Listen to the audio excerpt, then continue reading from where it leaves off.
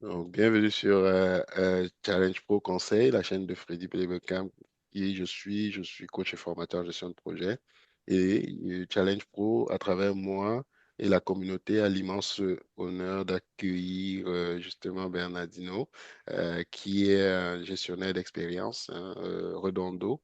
Bernardino va faire une sorte de talk avec nous, pour Et grand parler de plaisir. son parcours Oui. et bien vouloir répondre dans la mesure du possible à toutes nos questions.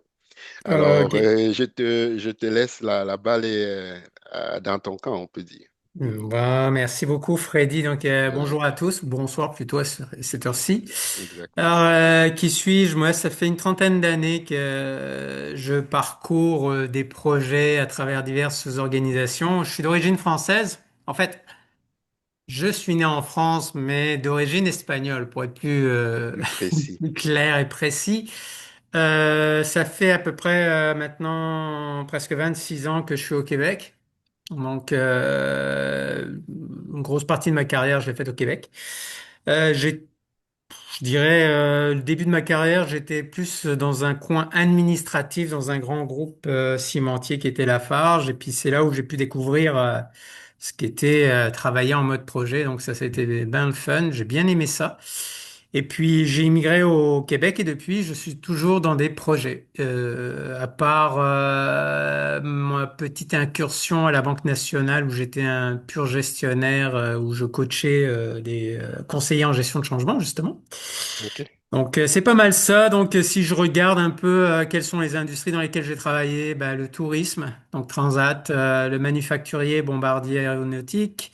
J'ai travaillé un petit peu dans le financier à travers la Banque nationale. J'ai travaillé, après, j'ai fait plusieurs mandats dans le transport, à la STM. J'ai fait des mandats dans le gouvernemental, donc ministère de l'Immigration, ville de Montréal notamment. Donc, vous le voyez, je me suis pas mal promené dans diverses organisations. Donc, qui dit diverses organisations, dit diverses cultures. Donc, c'est pas mal ça, mon parcours. Et toujours avec une grande partie de mes interventions en gestion du changement. Hydro-Québec, dernièrement, j'ai fait un. Puis on peut en reparler par rapport à ta question, Freddy, de est-ce qu'un Mhm. chargé de projet, un chef de projet, un gestionnaire de projet, appelez-le comme vous voulez, doit faire de la gestion de changement, quelle que soit la taille du projet, ça on pourrait en reparler, parce que j'ai eu un rôle hybride chez Hydro-Québec, donc avec une charge de projet, puis le leadership dans la gestion du changement. Donc c'est pas mal ça mon parcours. Je sais pas s'il y avait des questions par rapport à ça. Sinon après on peut rentrer dans le vif du sujet, Rentrer dans le poser les sujet. questions et puis ça Ben, me fera. super. Je sais pas comment vous voulez qu'on procède. Est-ce qu'on lève la main? Est-ce qu'on y va comment sentez-vous à l'aise là? On peut faire un tour de table aussi, hein, c'est comme Oui, c'est comme vous le c'est souhaitez, que hein. On est entre nous ouais. là. Donc on est entre nous. On va dire qui veut parler, qui veut prendre la balle au bon. On peut dire ça comme ça et qui veut déjà s'essayer. Ok. Moi, je veux, moi, je veux y D'accord. aller. Hmm. Donc, je suis Bertin Talom, donc je travaille dans le domaine de la chaîne d'approvisionnement. Ça fait plus d'une quinzaine d'années. Donc, Mhm. j'ai occupé des postes opérationnels d'abord, dans un premier temps, tactique et donc tout récemment déjà, j'ai commencé à occuper des postes stratégiques. Donc, j'ai travaillé dans diverses industries. J'ai travaillé dans l'alimentaire principalement parce qu'à la base aussi, j'ai un bac en génie alimentaire.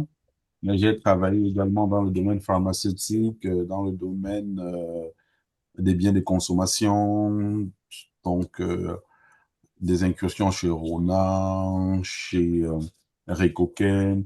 Donc ça, ce sont les entreprises de biens de consommation, les biens de consommation pour lesquels j'ai travaillé également. Super. Et que Bertin va continuer tantôt. Vous avez aussi le choix de mettre vos questions dans le chat. On n'est pas nombreux, donc je pense que voilà. Pas de- En attendant que Bertin revienne, moi je ne sais pas si tu veux. Vas-y, Bertin est là. Ok, Oui, excusez-moi. ok. Pas de Il n'y a problème. pas de souci. C'est correct? Oui, oui, oui, c'est correct, c'est Ok, correct. d'accord. Ok, parce que tu es. C'est que je gérais des petites urgences à côté. Ok, d'accord. Donc, je veux juste revenir un peu. Je t'ai présenté, voilà, go. Quand quand tu es prêt, ta préoccupation. Ma préoccupation, comme je l'ai dit tout à l'heure, c'est Mhm, beaucoup plus. Bernardo nous a présenté un peu son parcours. mhm, Et moi, ma préoccupation, parce que oui, la gestion de projet, pas la gestion de projet, la gestion de changement. mhm. Mhm. Ça, j'ai des Bernardino, oui, pardon, excusez-moi. Bernardino, pardon, ouais. Bernardino, Il va pas nous Bernardino, excuser, hein, Bernardino, on pardon, massacre. pardon, excusez, je suis On vraiment mass- désolé. D'accord. Donc, moi, c'est vrai que généralement en entreprise, on travaille beaucoup plus sur des petits projets et tout. Et ça, ma préoccupation donc rejoint effectivement la préoccupation de Freddy. À quel moment est-ce qu'on devrait intégrer la gestion du changement dans un projet? Mhm. À quel moment devrait-on intégrer? Est-ce que ça dépend de l'envergure du projet? Est-ce que ça dépend du rôle stratégique du projet? Parce que même sur le plan opérationnel, il y a des petits projets qu'on va gérer peut-être sur 2, 3, 4, 5, 6 mois, juste pour pouvoir atteindre un objectif bien précis.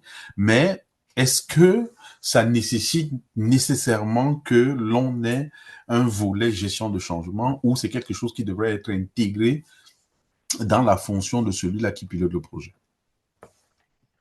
Très très bonne question. Donc à cette question, je vais répondre à une question de Normand. Ça dépend. Plus concrètement, je te dirais que il devrait y avoir de la gestion de changement tout le temps.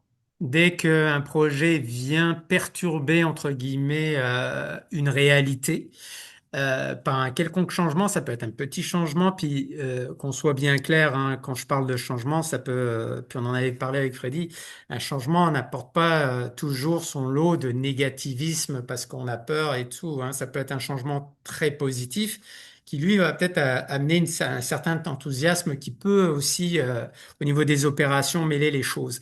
Donc, je dirais que la philosophie de la gestion de changement, c'est de l'accompagnement. Donc, qu'est-ce que ça veut dire l'accompagnement? C'est comprendre de où on part ou où on va, tout simplement. Même dans un petit projet, hein, de changer deux, trois activités dans un processus d'affaires. Tu sais, tu parlais de chaîne d'approvisionnement, c'est vraiment hyper complexe quand on se plonge là-dedans. J'ai eu la chance de toucher un petit peu à ça avec Hydro-Québec, donc j'ai pu voir la complexité. Mais si l'initiative est petite, il faudrait quand même avoir des réflexes. Moi, c'est ce que je parle, d'avoir des réflexes. Après, si c'est une grosse envergure, il y a des analyses beaucoup plus profondes à faire. Tu sais, quand c'est des multiples parties prenantes qui sont impactées différemment, des rôles et responsabilités qui changent à travers l'organisation, là, l'envergure est beaucoup plus grande et puis ça prend une équipe dédiée. Maintenant, revenons à la question de dire, ouais, mais un petit projet, est-ce qu'on a besoin de gestion de changement? Moi, ma réponse est oui. Pourquoi? Parce on vient changer quelque chose dans le quotidien d'une équipe, d'une personne ou d'une équipe. Et à partir de là, faut simplement les accompagner, puis on s'entend, hein. Moi, je prends pas un canon pour tuer une mouche, là. Il faut surtout, puis ça, c'est ma philosophie, c'est s'adapter au contexte. Ça, c'est hyper important. Donc, ça veut dire quoi? Ben, il y a des piliers tout simples en gestion de changement. Il y a de la communication. Donc, communiquer, c'est pas faire un gros bulletin pour dire, ben, tu sais, on va modifier un peu le processus. Non. On s'assoit avec là où les personnes et on leur explique le changement. Ensuite, c'est dire, est-ce que ce changement-là, ah bah tiens, il n'y a plus un clic à faire, tout simplement, hein, c'est un exemple comme un autre. On va enlever un clic, bah, il faut le dire. Ou alors on ajoute un clic, faut former la personne très rapidement. Puis par former, je dis informer aussi. Donc ça, c'est de la gestion de changement. Quelquefois, c'est qu'on arrive, on dit, bon, ben voilà, c'est en place, merci, au revoir, mais qu'est-ce qui est en place? Puis moi, qu'est-ce que ça m'impacte? Parce que ça peut générer des perceptions, hein, dans les petits projets, ça. Donc il faut être très, très vigilant. Donc pour répondre de façon un peu plus succincte, ça dépend de l'envergure par rapport aux actions qu'on va poser.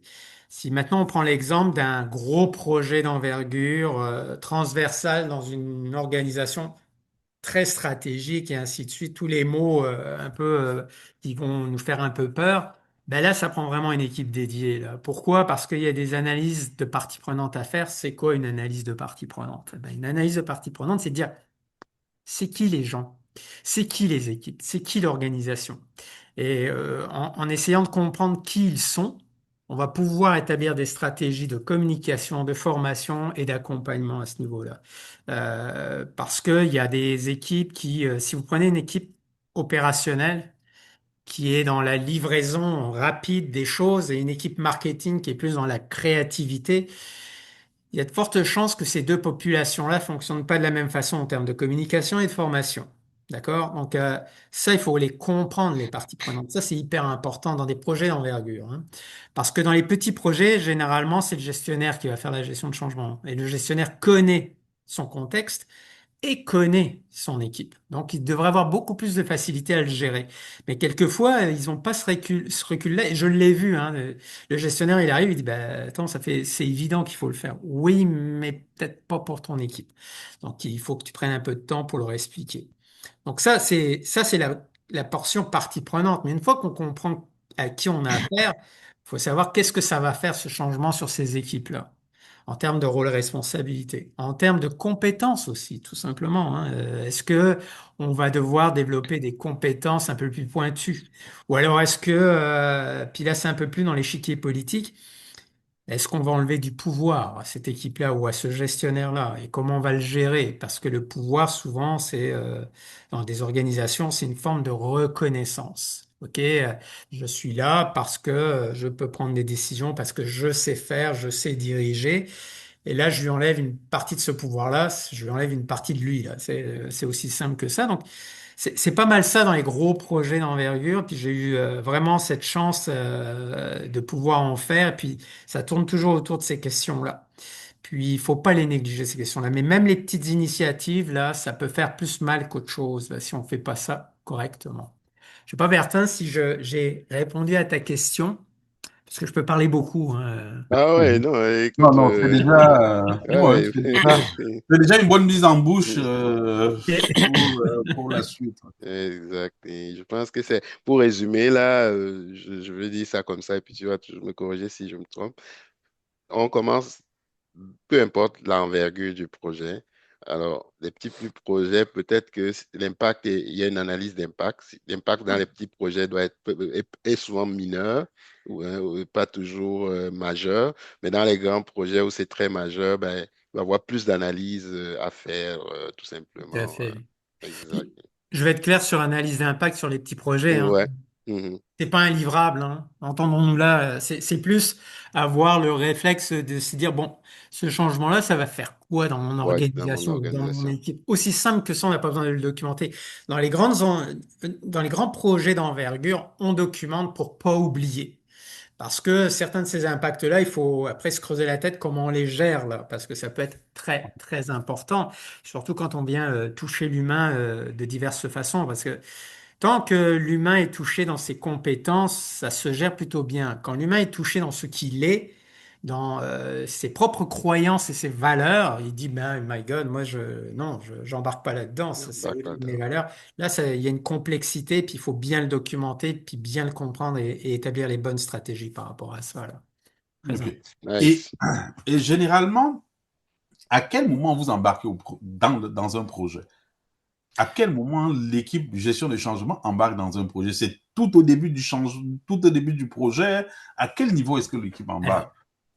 Alors, idéalement, dans un monde idéal, dès qu'il y a une idée, une idéation d'un projet, dire, bon, quelquefois, un vice-président va avoir une idée, l'idée du siècle, le projet du siècle.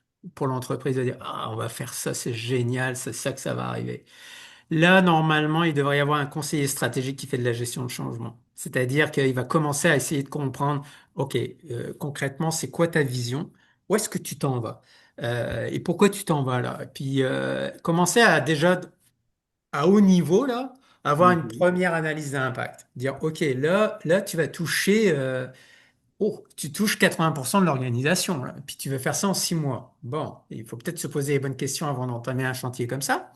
C'est rien que ça. Puis après dire, tu sais que ton idée est excellente, mais ça va prendre du temps à la mettre en place. Et souvent, on va nous dire, ben non, non, non, ben si, parce que là, tu arrives avec une idée toute nouvelle dans l'organisation et tu vas devoir développer des compétences. Donc, il faut arriver le plus tôt possible dans un projet. Souvent, pour l'avoir vécu, là, on arrive tard. Toute la phase d'avant-projet, elle a été faite. Puis Mhm. là, on se dit, ouais, ouais, bon, on va faire des changements. Alors là, ce qui t'arrive, pour prendre l'exemple avec Hydro-Québec, ils avaient prévu très peu de budget pour la gestion de changement, en pensant, puis pas méchamment, là, ils avaient pensé qu'il n'y aurait pas tant de changements que ça, mais on adressait toute la chaîne d'approvisionnement des équipements d'Hydro-Québec. Donc on parle de plusieurs millions de dollars, voire milliards de dollars. Donc c'est pas simple. C'était Bah, on va mettre un bémol comme hydro, c'est public, si tu veux, pour juste problème. ouais, mettre un bémol. C'est juste pour ne pas être un mauvais ambassadeur. Mais vas-y, tu peux dire, Ah non, tu peux non, quand non, même répéter, ouais. ah non, je vais être clair, j'ai pas Oui, dit qu'ils avaient fait des erreurs. des Quoique moi, erreurs, je suis ouais, partisan de faisons des erreurs pour s'améliorer, pour là, mais s'améliorer, ouais. non, non, c'est pas une erreur qui a Négatif, été ouais. faite. C'est Ok. simple. Non, non, c'était pas c'était de dire, ils avaient vu le projet, Hmm, ils n'avaient pas évalué le changement que ça allait vraiment créer dans hmm, l'organisation. hmm, Faut savoir qu'à l'époque, rien que pour que vous compreniez pourquoi on a été un peu surpris, c'est que il y avait trois divisions chez Hydro-Québec, hein. Tac, tac, hmm, tac. Et puis, lorsqu'on a commencé à creuser, à ouvrir les processus d'affaires, on s'est aperçu que, ben, en fait, le processus d'affaires qu'on voulait mettre en place, il était transversal aux trois divisions. Oh, ok, avec des directeurs généraux différents, ok. Donc il va falloir vraiment gérer ça différemment d'un point de vue échiquier politique, hein. Puis encore une fois, quand je parle de politique, moi c'est toujours dans une optique positive et d'influence. Donc d'accord. on a quand même réussi, hein. Donc on a simplement été plus créatif. Mais on a fait avec les moyens du bord, tout simplement, puis on a réussi pareil, là. Ça aurait été le fun d'avoir un peu plus de budget, mais on a rectifié le tir On après, a hein. rectifié Ouais, le quand tir même. après. Ouais. En fait, c'est tout ce que tu veux dire, c'est que en fait, l'anticipation va pouvoir aider à budgéter. Des fois, sur certains projets, les entreprises peuvent Oui, dire, on sélectionne un logiciel, par exemple, mais si on ne pense pas à mettre la TMA, la maintenance après évolutive, c'est qui va la faire, la pérennité de l'application. Donc, je pense, exactement. c'est pour illustrer un peu ce qu'il dit. Donc, Yannick, oui, je ne sais pas si ça a répondu déjà à ta question, Bertin, avant d'aller à Yannick. Ok, Oui, effectivement, ça a répondu à ma question. Merci beaucoup. d'accord, merci. Vas-y, La, Yannick. la- la question que j'avais pour Bernardino, c'est justement, quelquefois on est réfractaire au changement dans la plupart ou dans de multiples projets. Est-ce qu'il y a comme des recettes magiques pour pouvoir justement pallier à certains, parce que ça crée souvent des grognes, des mésententes, des frustrations, plein Mhm. d'impact négatif là pour certaines personnes, bien qu'on l'ait vu positif là. Donc, est-ce qu'il y a comme des recettes magiques pour pouvoir généralement passer au travers ce genre de Ouais. situations? Bon. Il y a des recettes magiques. Je suis pas convaincu, Une potion. là. On va mettre la potion. Non, mais c'est intéressant comment Yannick t'amène la chose parce que tu Hmm, sais, il y a sûrement un vécu derrière, là, mais tu sais, je vais déjà revenir sur un élément que tu as mentionné, c'était les réfractaires. Bon, ça, c'est un terme que j'utilise jamais. Pourquoi? Parce qu'en fait, il faut, et puis ça fait partie de la recette, ça. Quand je parlais tantôt, là, il y a 5-10 minutes, de l'analyse des parties prenantes, c'est là que ça se passe. OK? Tu ok. comprends mieux pourquoi les gens ont des préoccupations. Ça, si vous m'écoutez dans mes rencontres et tout, je vais parler de préoccupations plus que de résistance au changement, tout. En plus, c'est une connotation pour moi, très négative, la résistance. Là, c'est je résiste. Là. Non, non, je suis préoccupé, donc j'avance pas. OK, ça, c'est autre chose. T'as peur. C'est peut-être autre chose. Tu comprends pas, c'est autre chose. Donc, en comprenant déjà à qui tu as affaire, tu vas déjà voir que, oh, tu vas identifier des zones, des sphères, on va dire, de risque. Dire, oh, OK, là, si j'arrive, ça, c'est des gens, par exemple, qui ont besoin de savoir souvent. Donc, je vais communiquer souvent pour leur dire voilà ce qu'on essaye de faire. Puis peut-être qu'il va falloir faire des tournées plutôt trois que une, parce qu'ils ont besoin d'être rassurés. Puis t'as des gens qui veulent pas ça, mais qui le veulent pas, mais qui vont être là, non, non, moi je veux pas, donc il va falloir trouver une autre stratégie pour leur communiquer qu'est-ce qu'on veut faire. Euh, Tu sais, la recette, elle semble simple, mais pas facile à faire. Parce que chaque ingrédient, va falloir le doser. OK? Les ingrédients sont assez simples, hein. C'est la communication, la formation, puis ce que j'appelle moi l'ajustement organisationnel. C'est-à-dire que quelquefois, tu vas devoir ajuster ton organisation pour se prêter. Puis dans l'ajustement organisationnel, il y a aussi les processus d'affaires, bien entendu. Donc ça, c'est les trois ingrédients principaux que tu vas toujours voir dans une stratégie de gestion de changement ou quelque chose comme ça. Maintenant, c'est comment tu doses tes ingrédients, comment tu assaisonnes tout ça, c'est ça qui va être important. Et encore une fois, c'est pour l'avoir vécu, on va avoir une tendance quelquefois à minimiser les analyses. Ah, ça prend trop de temps, là, tu prends trop de temps, tu fais trop d'ateliers pour comprendre. Oui, mais on a besoin de comprendre. Parce que s'il y a quelque chose qui tombe entre des deux chaises et qu'on ne l'adresse pas, ça va mettre un caillou dans la chaussure, puis on va avoir de la misère à avancer. Ça ne veut pas dire qu'on n'avancera pas, hein. On s'entend. Quand une organisation a décidé de faire un changement, il va le faire. Ce changement va arriver. Maintenant, c'est de savoir si on prend deux fois plus de temps pour qu'il arrive, on fait souffrir deux fois plus les gens, on pédale fort, ou alors on essaye de faire un atterrissage le plus en douceur possible. Bon, moi, je suis plus pour la deuxième option. Donc, la recette, c'est toujours, tu sais, de comprendre l'environnement dans lequel on fait le changement. Donc, l'environnement, c'est quoi? C'est le processus, c'est les gens qui sont là et comment ils évoluent dans tout ça. OK? Une fois que tu as bien compris ça, maintenant, c'est dans ton analyse d'impact, c'est vraiment de faire de l'implication de ces parties prenantes-là. Moi, j'ai déjà vu des projets où les conseillers en gestion de changement faisaient leur analyse d'impact sur une table, tout seul, comme des grands, en regardant le processus actuel, le processus cible, et disaient, bah, regarde, c'est ça les écarts. Bon, bah, voilà non, ça, c'est pas une analyse d'impact, là. Ça te prend la partie prenante pour bien comprendre l'impact. Parce que souvent, ils vont dire, non, non, moi, je veux pas ça. Ben là, il faut comprendre pourquoi tu veux pas ça. Ben, ça va faire ça, ça va faire ça, ça va faire ça. OK. Et comment on va faire un plan de mitigation pour contrôler ça? Ah ben, moi, j'ai besoin de savoir-faire. Ah, OK, ben là, on peut faire de la formation. Oui, mais moi, j'ai pas le temps d'être formé. OK. Alors, comment on fait? C'est en impliquant les parties prenantes dans le changement, tu as déjà résolu 25 à 50% des préoccupations parce qu'ils vont être impliqués dedans. Ensuite, souvent, quand c'est très complexe, puis peut-être que vous l'avez vécu, ce qu'on va faire, c'est qu'on va mettre un réseau on peut les appeler champions, ambassadeurs. En tout cas, ils ont toutes sortes de noms selon. Ouais, les ambassadeurs, ouais. Voilà, donc tu vas t'allier avec un réseau d'influenceurs, enfin, YouTube, là, les influenceurs de l'organisation. Donc ça aussi, c'est important. Puis ça, ces gens-là, il faut qu'ils soient impliqués. Il faut pas simplement que ce soit des porteurs du message. Il faut qu'ils soient impliqués là-dedans, qu'ils se l'approprient le message. Tout ça pour dire que la recette, c'est amener tous ces ingrédients-là pour que les parties prenantes s'approprient le changement. Puis quand ils se sont appropriés le changement, on dit au revoir et ils partent avec. Donc c'est la recette. Je te l'ai dit très rapidement là, mais tu sais, encore une fois, je te dirais si je vais dans ton organisation, tu me dis ah regarde, je sais qu'il faut faire A, B, C. Je regarde le changement, je regarde ton organisation, j'essaie de la comprendre, j'essaie de voir quand est-ce que ça arrive, parce qu'il y a aussi une question de timing, hein.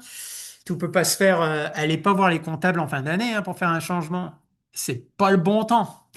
Euh, mais je l'ai vu, ça. Je l'ai vu. Des SAP qui arrivent en fin d'année, ça, c'est fou. Mais tu sais, c'est toujours ça. C'est de dire, ah, ben non, ABC, tu peux pas l'appliquer. Il va falloir faire A, A', B et C. Maintenant, si tu veux avoir un cadre qui est très connu d'ailleurs, il y a le cadre qui est fait par ProSci, tu sais, qui s'appelle ADKAR. Donc, c'est plusieurs phases où on va de la sensibilisation jusqu'à l'implantation. Puis je pense que c'est Mariam qui parlait de suivi. Ça, on pourra prendre un morceau de ce bout-là, là, de cette question-là, parce que c'est important. Souvent, ce qui arrive dans les projets, c'est qu'on fait la clôture du projet, mais on fait pas de suivi au niveau du changement après. C'est-à-dire, moi, j'ai livré, par exemple, je vais dire, j'ai livré mon système, j'ai livré SAP, j'ai fait mon petit 2 ou 3 mois de support post-implantation. Merci, au revoir, c'est fini. Non, non. Faut continuer comme dans les projets de grosse envergure, ce que je dis, moi, c'est à peu près 6 6 à 12 mois où il faut continuer à voir si le changement s'introduit, se pérennise dans le temps. Donc ça, comment on fait? Ben, on va voir sur le terrain. On va voir les gestionnaires. On écoute. Ça, c'est très important d'écouter là. Puis on voit s'il y a des ajustements à faire. Souvent, le projet veut pas ça parce que ben, ça veut dire que je ferme pas mon projet. Moi, si vous faites ça, là, moi, j'ai un budget et tout. Là, il faut que je ferme mon projet.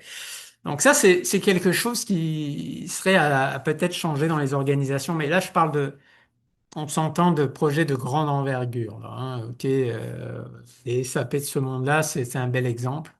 Tu arrives, tu veux implanter un module des SAP, ben, pour moi, c'est un projet d'envergure, là. C'est même une mise à jour des SAP peut être un projet d'envergure.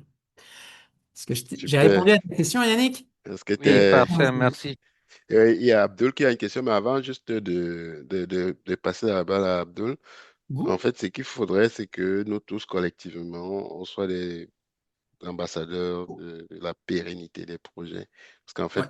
ce qu'il dit, c'est que, si je ne me trompe pas, c'est que faire le projet, l'implanter, c'est bien, mais s'assurer que les gains soient pérennes dans le temps, Mhm. c'est souvent le challenge finalement. Est-ce qu'après 2 ans, ça tient toujours? Après X années, ou c'est quoi la limite? Des fois, il faut voir si on a une équipe peut-être complètement dédiée à la pérennité ou pas. Et que c'était Mhm. juste complété. Donc, Abdul, ouais. Oui, et bonsoir à tous. Ça va gueuler. Et vraiment, merci pour ce partage hein, voilà, qui est très pertinent. J'avais deux petites questions déjà d'entrée de jeu. Je ne sais pas si je vous ai pris en cours, hein, je ne sais pas si elles ont été posées déjà. Je veux savoir déjà pour un gestionnaire de changement, c'est quoi le profil idéal pour vous? Est-ce que on parle d'un profil technique, un profil plus managérial en termes de leadership? C'est quoi le profil idéal? Ça, c'est la première question. Et puis, la seconde question, plus même dans le domaine du changement, on sait qu'il y a plusieurs modèles de changement, hein, modèle Mhm. ALCA et autres. C'est quoi le modèle qui est le plus, on va dire, couramment utilisé ici au Canada en termes de modèle de changement? Ouais, ben, je vais répondre à la dernière question avant de répondre à la première. Ben, tu l'as nommé, hein, c'est le modèle de Prosai Adkar, là. C'est celui qui est le plus utilisé. Maintenant, pour finir sur cette question-là, faut savoir l'adapter. Ok, encore une fois, puis vous allez voir, je me répète souvent, là, le contexte dans lequel on veut le faire, c'est important parce que c'est comme si, je vais prendre un exemple, c'est comme si vous dites à un plombier, viens déboucher mon évier, et il arrive avec tous ces outils là, son fer à souder, tout ça pour déboucher l'évier. Vous allez le regarder, vous allez dire, bah là, je pense que t'es peut-être pas la bonne personne là, ou alors tu vas faire beaucoup de choses pour simplement un évier. Ben, la gestion de changement, c'est pareil. Donc, tu as une caisse à outils qui s'appelle ADKAR, là, ou ProSci, de ProSci, là. Puis là, c'est de voir comment tu utilises à bon escient ce qui est là-dedans. Comment tu adaptes les outils aussi, ça c'est important. Encore une fois, parce que quelquefois, j'ai dû, moi, pour prendre un exemple, je nommerai pas l'organisation, mais dans un projet, quand j'ai commencé à faire mon livrable d'analyse d'impact, on m'a regardé avec des grands yeux, on m'a dit, tu vas perdre ton temps, là, moi je veux pas ça. J'ai dit, OK, alors on le fait pas. C'est ça que j'ai dit. En fait, c'est pas vrai. Je l'ai pas montré, mais je l'ai fait moi. Donc ça, c'est simplement s'adapter aussi au contexte. Puis ce que la personne a vu, c'est la finalité. Donc la stratégie de gestion de changement. Mais moi, j'ai dû faire mon analyse d'impact pareil. Ça, je l'ai faite. Mais c'est simplement s'adapter, puis pas prendre l'outil A, après le B, le C et le D. J'espère que j'ai répondu à cette question-là. Ça te va? Ok, super, Abdou. Première question. Alors, celle-là, elle est un peu compliquée. Mais, c'est, je ne pense pas que ça prend un profil technique. Ok. Je te dirais qu'un profil généraliste aura plus de chance. Ça, c'est la première chose. La seconde chose, ça va te prendre des aptitudes. Ok. Des soft skills notamment, donc une bonne compréhension, un bon sens de l'analyse, un bon esprit analytique, parce qu'il faut que tu comprennes rapidement à qui tu as affaire. Donc, tu parlais d'aptitudes managériales. Oui, oui, oui, parce que pour moi, un bon manager, c'est un bon leader qui est capable de se promener dans toutes les sphères de l'organisation. Donc, autant parler à un président, vice-président, que parler à celui qui est sur sa chaîne de distribution, là, à pousser des cartons. Ben, il faut savoir leur parler à tous ces gens-là, parce qu'ils ont tous leur importance dans l'organisation. Donc, avoir aussi cette compétence qui se développe aussi hein, avec le temps de savoir observer, savoir prendre du recul, toujours, toujours, toujours, toujours. Puis ce qui est le plus difficile, je pense, c'est l'objectivité dans ce qu'on fait. Parce que quand on est à gérer les aspects humains d'un changement, parce que c'est de ça qu'on parle là, le côté émotionnel peut prendre le dessus, puis là on embarque dans une spirale émotionnelle qui est peut-être pas celle qu'on veut, parce qu'on va perdre le recul dont on a besoin et l'objectivité. Donc le profil est assez compliqué. Un analyste d'affaires pourrait être très bon comme gestionnaire pour gérer ou conduire le changement plutôt, s'il a ces habilités-là plus relationnelles, plus analytiques, savoir à qui ils ont affaire. Donc ça, oui. Si on regarde mon profil, j'ai fait la gestion de processus d'affaires.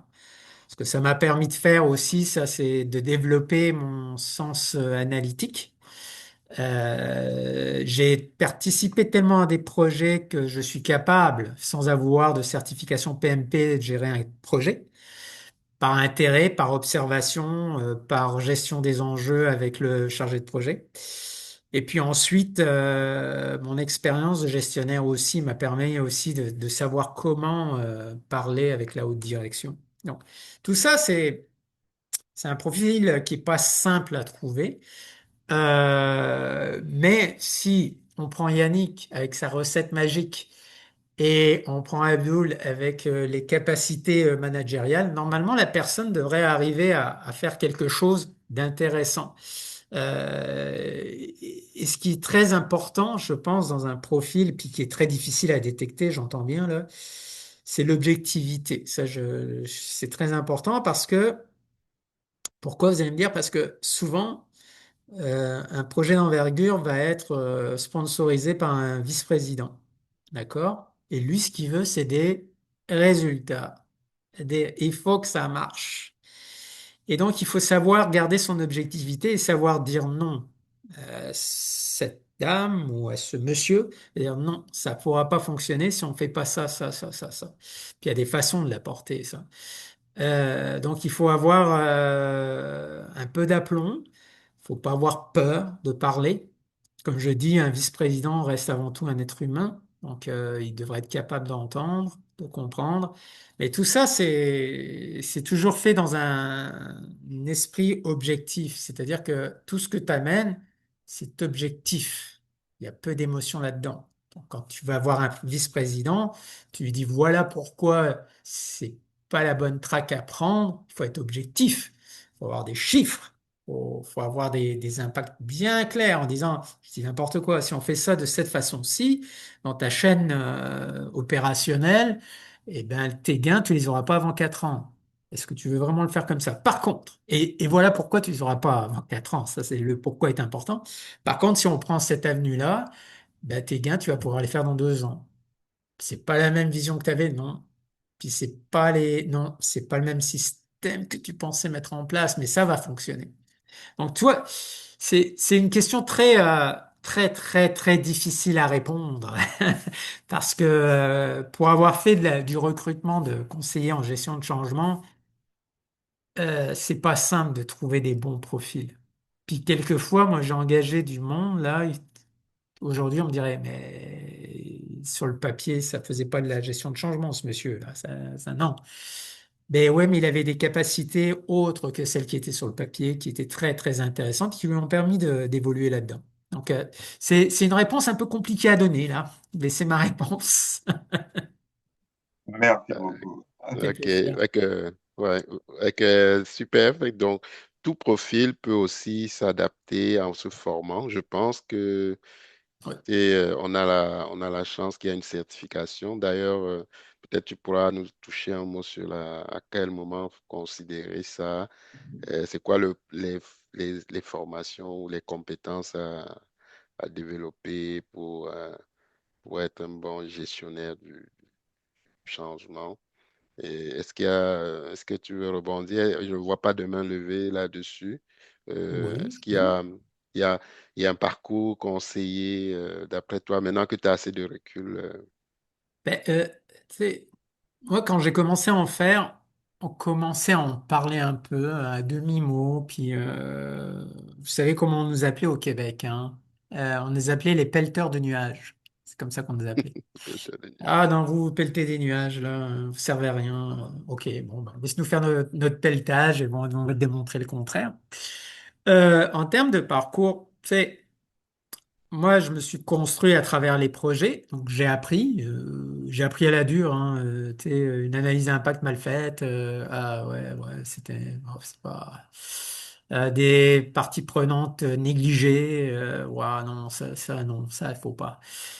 Ensuite, tu sais, en termes de certification, moi, je suis certifié ProSci.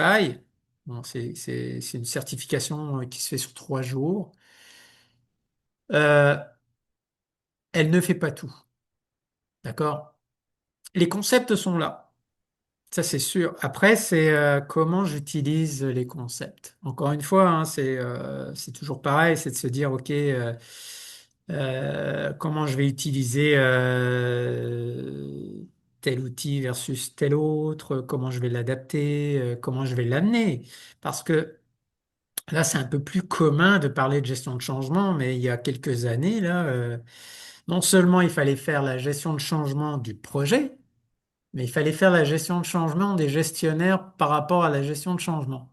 Donc, ça pouvait être très compliqué Hmm, de faire de la gestion de changement. Donc, encore une fois, c'est une question, maintenant, faut être organisé, d'accord? Structuré. La gestion de changement, c'est pas je me lève un matin, puis oh, putain, on va faire une petite communication ce matin, je le sens, là, tu sais, je me sens bien, je prends le micro, puis je vais leur dire ce qui va se passer. Non, c'est pas ça, la gestion de changement, ça prend un plan. Ça prend une stratégie. Comment je vais dérouler tout ça dans le temps? Puis j'ai besoin de quoi? C'est quoi mes risques et les enjeux? Ça aussi, hein, c'est quelque chose qu'on a une tendance à négliger. C'est quoi mes négligé. risques? Comment je les gère? Puis faut vraiment être très attentif à ça. Donc c'est vraiment une approche structurée par rapport à ça, là. Il faut vraiment pas le négliger. Comme quand on fait de la gestion de projet, je veux dire, vous ne levez pas le matin en disant, bah tiens, qu'est-ce que je pourrais bien faire? Bon, on va faire quelques livrables, les amis. Allez, On on y y va. va.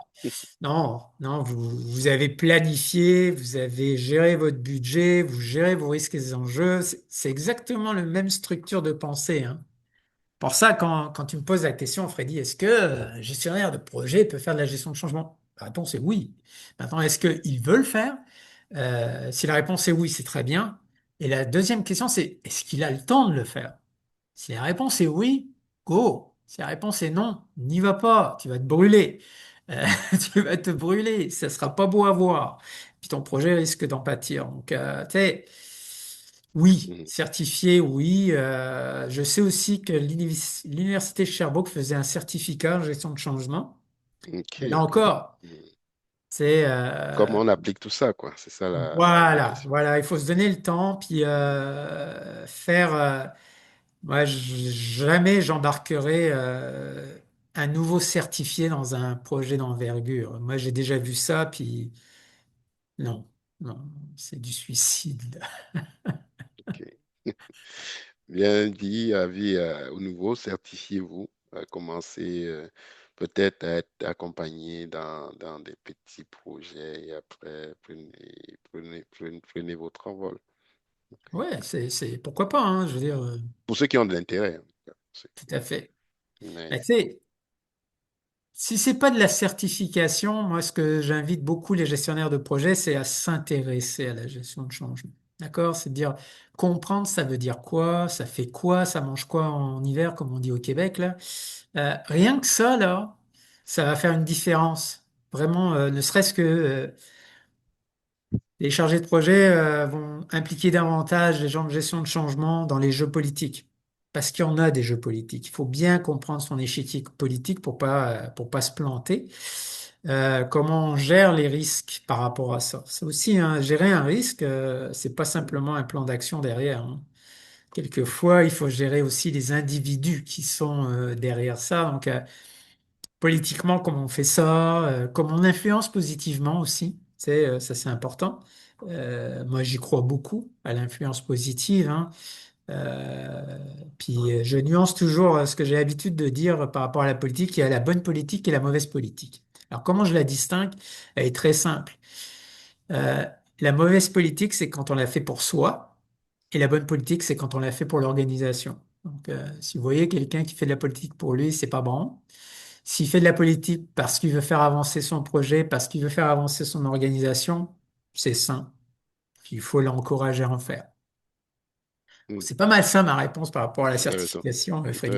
intéressant. Merci encore, hein, c'est Plaisir. intéressant tout ça. Est-ce qu'il y a, je vois pas de main levée, donc je suppose que soit vous êtes en accord et vous adhérez Je, complètement. je vais un peu rebondir sur la réponse de Bernardino. Hmm, Oui.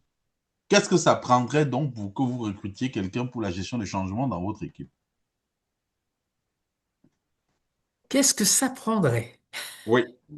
c'est pas une question piège, hein, on Non, s'entend. non, non, non, non, non, non, Ok, non, non, non. C'est juste pour comprendre. d'accord. Ben, qu'est-ce que ça prendrait pour avoir quelqu'un? Ça prendrait déjà de la volonté, je pense. Ça, c'est important. Tu sais, là, on a la chance. Je vais le prendre comme ça, la question. Là, on a la chance aujourd'hui, en 2025, parce que 2026, d'avoir démocratisé la gestion de changement. D'accord? Il n'y a pas un gestionnaire aujourd'hui au Québec qui n'a pas entendu parler de gestion de changement. D'accord? Bon, maintenant, est-ce qu'il sait ce que c'est? Ça dépend des gestionnaires. Ce qui est intéressant aussi, quand vous regardez dans certains parcours universitaires, il y a quelques cours de gestion de changement, un petit cours là, pop, pop, pop, Hmm, fait par un chargé de cours professionnel, c'est très intéressant.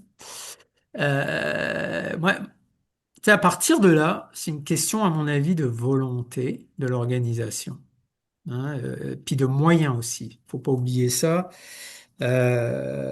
J'ai eu la chance de travailler dans une PME qui voulait se transformer, mais qui en avait pas les moyens, tout simplement. Donc ça aussi, tu sais, on pense que ça aussi c'est une erreur quelquefois que les organisations font, c'est ah, j'ai quelqu'un en gestion de changement, la baguette magique arrive. Non, c'est Yannick parlait de magie tantôt, ben pour l'avoir vu, ben on a une équipe de gestion de changement, là, ça devrait bien aller. Ben non, non, non, non, c'est pas dit que ça va bien aller. Si la vision est pas claire. Donc, on ne sait pas ce qu'on veut faire. On a une vague idée de ce qu'on veut faire. Si les moyens sont pas au rendez-vous par rapport à ce qu'on veut faire, vous avez beau avoir la meilleure des équipes de gestion de changement, ça n'arrivera pas, hein. Ça n'arrivera pas. Donc, tu sais, il y a quelques facteurs clés de succès que ça prend, là. Je prends une petite gorgée, là. Je vais juste peut-être compléter en disant, généralement, s'il n'y a pas un plan stratégique quand même assez clair, comme il disait, on ne sait pas où on va, ça peut être difficile parce que c'est ça qui peut nous, on peut dire, puis nous driver ou nous aider, nous guider Oui, Je pense que les gens, souvent, on veut brûler les étapes. Ah, tel compétiteur, telle technologie. Donc, nous aussi, je ne sais pas si tu as vu oui, ça, ça mais arrive, si on ça. va C'est en... la technologie du moment, là. Ah, Exact. je suis allé dans un colloque, là, puis j'ai vu l'autre PDG, là. Et là, ils ont... ça n'a pas de sens, ça me prend ça. OK. Ouais, mais c'est parce que il a une équipe TI de 300 personnes, toi, ils sont 10. Exact. Moi, je dis ça comme ça, là, mais c'est... tu sais, Mais, mais tu sais, se rattacher à... faut toujours se rattacher à quelque chose dans l'organisation qui est clair et partagé par tous. Quand tu parlais d'un plan stratégique, parler d'une vision, tu sais, il faut vraiment que ce soit clair pour tout le monde. Et moi, il m'est déjà arrivé de voir des gestionnaires de haut niveau, ça ne l'était pas pour eux-mêmes.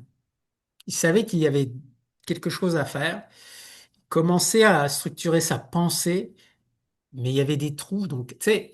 Puis là, on lance un projet d'envergure là-dessus, là, tu dis, ouh, là, ok. Puis là, d'un seul coup, 6 mois plus tard, ils changent d'avis parce que, ah ben, j'ai réfléchi à ça, là, puis finalement, on n'ira pas à droite, on va aller à gauche. Oh, ok, mais c'est parce que c'est un paquebot, hein, ça va nous prendre 6 mois de bouger, là. Mais on peut faire, hein, mais ça va prendre 6 mois. Donc, tu sais, il faut vraiment, en termes de gestion de changement, moi, c'est une des premières choses. Je m'assure, OK, on veut faire quoi concrètement? Hein, c'est quoi le résultat escompté, là? Ah, moi, je veux que mon entreprise devienne numéro un sur le marché. Bon, plus concrètement, ça veut dire quoi? Ah, ben, plus concrètement, j'augmente de 35% mes ventes. Ma marge bénéficiaire augmente de 15% et je diminue mes effectifs de 10. Ah, commence à être intéressant. On peut s'accrocher à quelque chose là. Maintenant, on va voir si on peut le faire. Exact. Mais tu Exact. sais, faut le travailler. C'est pour ça que quand je disais tantôt par rapport à la question d'Abdul, ça prend des gens qui sont capables d'aller presque challenger des gestionnaires de haut niveau là. Puis ça prend de l'aplomb. Il faut pas avoir peur, puis faut pas avoir peur de perdre son job même. Et de dire, ben, tu sais, puis moi ça m'est jamais arrivé, mais parce que j'ai toujours cru en ce que je faisais. Il faut être convaincu, il faut pas, tu sais, il faut pas s'improviser par contre, hein. Attention à ce que je dis là, il faut pas improviser, tu sais, arriver là, et ben, moi je sais que tu te trompes. La première question que tu vas te poser, c'est OK, mais pourquoi? Ben, parce que j'ai ce feeling-là. Ça marchera pas. Pour arriver avec des faits, avec des chiffres souvent, puis bien structuré. Encore une fois, hein, il faut que ce soit bien structuré. Intéressant. Je ne sais pas si ça répond à À la la question de question Bertin. ouais, de Bertin. Oui, ça répond à ma question, effectivement. Oui. Et juste pour faire du pouce, ce que j'ai vu, souvent les firmes vont s'entourer les entreprises vont souvent s'entourer de consultants. Et je ne sais pas si peut-être justement la peur de faire mal au roi, on va dire comme ça, parce qu'un employé, comme tu disais, il peut se faire zigouiller, on peut dire comme Ouais, ça. oui. Est-ce que souvent les consultants, là on entend des choses, des projets à gauche, à droite, certains dérapent, certains vont bien. Et, il y a comme une dépendance. J'ai rien contre les firmes de consultation hein, en passant, mais est-ce que c'est justement pour avoir justement ce regard neutre qu'on fait souvent systématiquement appel aux firmes dans les gros projets, là, finalement? Ben, mon opinion est la suivante. Euh, Il y a ça. Il y a le fait qu'il y a une certaine objectivité parce que tu n'es pas à l'intérieur À de l'intérieur de... l'entreprise. Bon. Ensuite, c'est de te dire, est-ce que à l'interne, je veux avoir une équipe ou une personne, ou peu importe, qui fait de la gestion de changement tout le temps. Pour ça, ça veut dire qu'il y a beaucoup de projets. Donc, ça prend une grosse organisation. Là, ça commence à être intéressant d'avoir des gens. Pourquoi? Parce qu'à contrario des firmes qui arrivent, les gens de l'interne connaissent l'entreprise. Mais là, encore une fois, il y a un petit piège, là. On connaît tellement bien l'entreprise que ben, on est bien dans ses pantoufles, là. Puis on se dit, bah non, non. Tu sais, il faut faire attention à ça aussi. Il faut, encore une fois, être très objectif, qu'est-ce qui est bien, pas bien, puis foncer là-dedans. Bon, puis ensuite, ouais, essentiellement, c'est ça. Soit tu engages du monde, soit tu vas chercher une expertise, sais, un projet, c'est un début, une fin, hein. Donc l'expertise, tu l'engages, puis tu lui dis au revoir après, ou adieu, ça dépend. Et puis l'avantage aussi de la consultation, puis ça, il y a peut-être des consultants qui vont pas m'aimer, mais ça, c'est pas grave. On peut pas être aimé par tous. C'est que quand le consultant fait pas l'affaire, bon, on le change, tout simplement. Ouais, c'est plus Quand un facile. employé fait pas l'affaire, c'est un petit peu plus compliqué. Ouais, c'est vrai. Mais Surtout si il ou elle est syndiqué. Donc, ça peut c'est encore encore se plus corser. compliqué. C'est encore C'est plus encore plus compliqué. Ouais, compliqué. exact. Donc, Exact. puis l'avantage des firmes, c'est la pluralité de leurs expériences. Et ils en ont plein d'expériences. Ils ont des gens très expérimentés. Ça aussi, ça a une valeur. Une valeur super. Merci pour le retour. Mariam, tu as une question? Ah oui, et j'ai une question. Moi, je voudrais savoir quels sont les différents canaux pour informer et former les parties prenantes. Est-ce qu'il y a des canaux qui sont différents? C'est juste par courriel ou bien juste une table ronde, juste pour faire que les gens sachent qu'il y a comme quelque chose qui va arriver, je sais pas. Merci. Ah, il y a plein de canaux, Mariam. Ça, je vais t'en donner, par exemple. Mais la première réaction que j'aurais, c'est de dire, bah attends, on va regarder ton projet, je vais te dire par rapport aux parties prenantes, par rapport à ton organisation, comment elle communique le mieux ton organisation, qu'est-ce qui passe le mieux, qu'est-ce qui passe moins bien. Donc il y a le fameux bulletin qu'on envoie par courriel parce que les gens le lisent. Il y a les rencontres dans les comités de gestion parce que les équipes sont là. Donc ça, c'est aussi un beau forum parce que puis c'est mon préféré en passant, hein. Tu arrives avec ta communication, surtout la première fois où tu arrives et tu t'expliques à l'équipe, voilà ce qui va se passer. Et là, deux choses peuvent arriver. La première, c'est un flux de questions, ou la seconde, pas une seule question. Dans les deux cas, il y a du travail à faire. Beaucoup de questions, c'est parce que les gens ont des préoccupations. Pas de questions, ils ont aussi des préoccupations, mais ils n'osent pas les poser. OK? Donc, tout dépendant de la culture de l'entreprise. Donc, tu as, les bulletins, tu as l'intranet, s'il y a un intranet, tu as les comités de gestion, tu as les rencontres d'équipe, tu as la machine à café. Ça aussi, la machine à café, un peu moins en télétravail, mais ça, c'était un bel outil. La machine à café pour semer des graines. Donc, tu sais, t'as un paquet de façons de communiquer le changement. Ce que j'utilise aussi, moi, c'est les canaux via la haute direction. Surtout quand dans une organisation où la haute direction communique de façon de peu.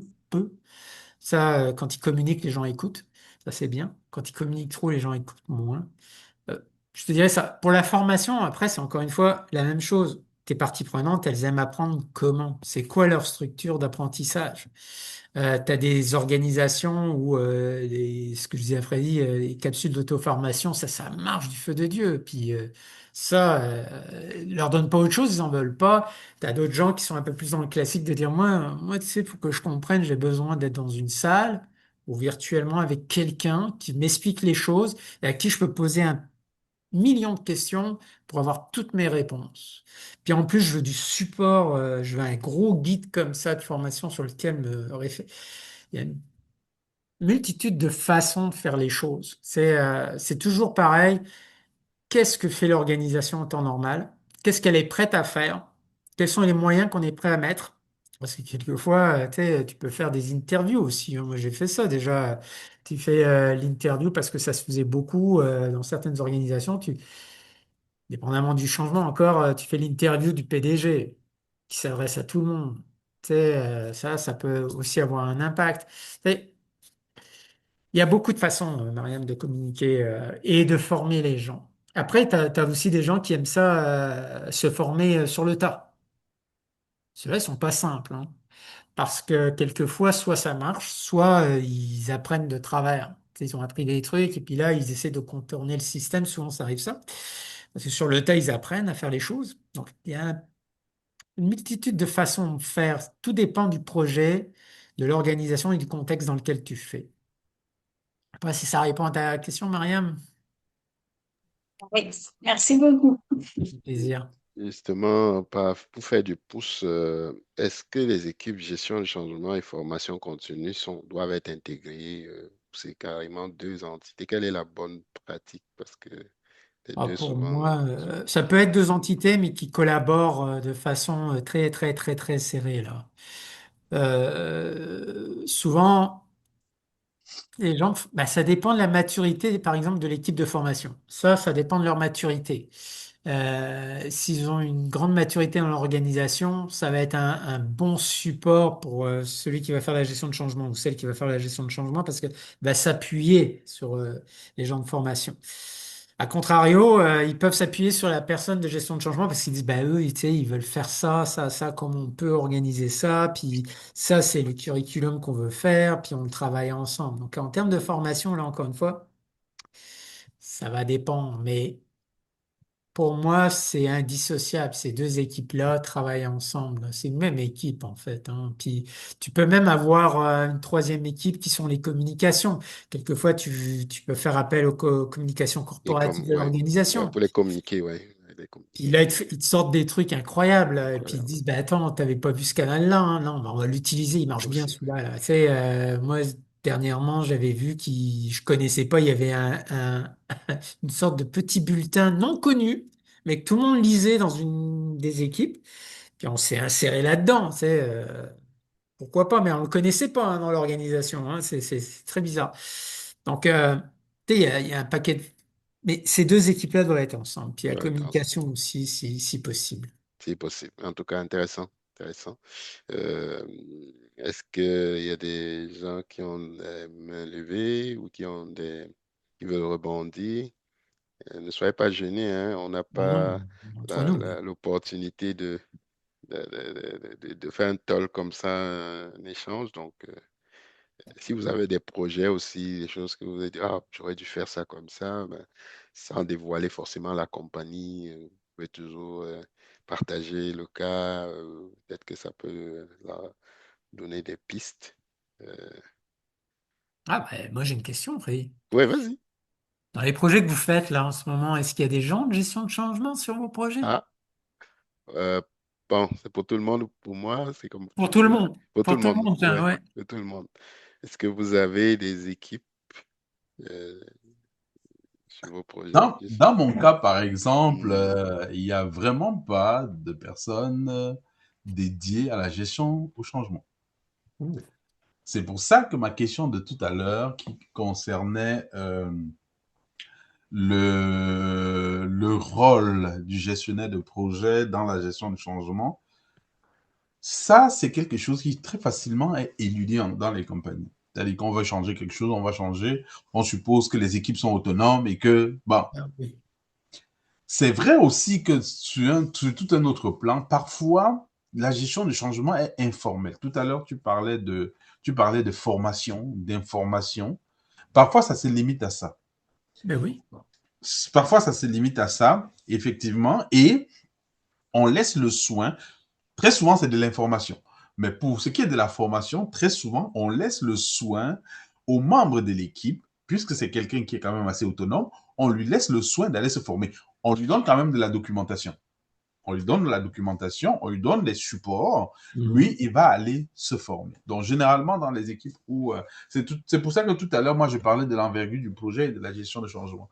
Donc, généralement, c'est un peu comme ça que ça se passe en organisation, en fait. Ouais. Et les organisations où j'ai travaillé jusqu'à présent. Pas encore, j'ai pas encore fait partie d'une équipe de gestion de projet, un gros projet qui change toute la dynamique organisationnelle. Non, je n'ai pas encore fait partie d'une équipe comme celle-là. Ouais. Et tu sais, Bertrand, t'amènes un bon point. Même dans les gros projets d'envergure, on va avoir une tendance, quand je parlais tantôt d'impliquer les parties prenantes. Au niveau de la formation, ce qu'on suggère souvent, c'est de dire, nommez-nous une ou deux personnes dans vos équipes, dans les grosses équipes là, Mhm. qui vont soutenir la formation. Puis là, on les implique dans la conception de la formation et même dans la diffusion de la De la formation. diffusion de Voilà, l'information. Ok. parce qu'ils vont La se diffusion de la l'approprier au formation. complet. Ouais, exactement. Donc, euh, Mhm. oui, tu sais, souvent, ça se limite à informer, former. Ça va se Ok, limiter à ça. ok, Maintenant, dans les gros projets, c'est de voir comment on le fait au mieux. ok. Et qu'est-ce que tu penses de la formation des formateurs? Tout à l'heure, tu parlais de des membres de l'équipe qu'on va prendre et qu'on va former. Est-ce que c'est pour que eux, après, ils servent de relais à l'équipe de gestion de changement dans leurs équipes? Ce sont eux qui donnent de la formation par la suite? Bah, de relais en gestion de changement pour le côté formation, oui.